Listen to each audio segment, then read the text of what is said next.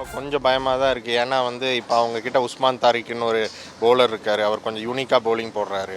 அது மட்டும் இல்லை, அது ஸ்பின் கண்டிஷன்ஸ் வேறு. அங்கே நம்ம வந்து ஃபுல்லாக வந்து ஸ்பீடாக அடித்தே விளையாண்டுருக்கோம்.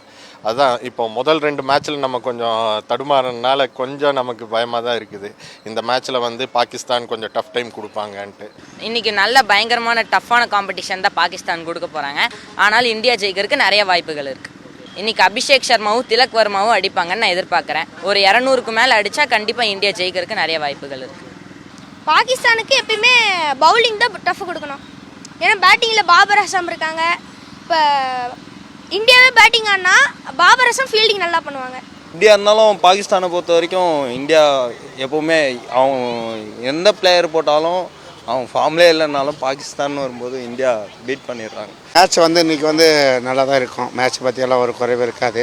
சூரியகுமார் யாதவும் சரி, ரெண்டாவது வந்து அபிஷேக் சர்மாவும் சரி, அவங்க நல்லா தான் பார்க்குறாங்க. ஆல்ட்ரி பாண்டியா இருக்கிறாரு.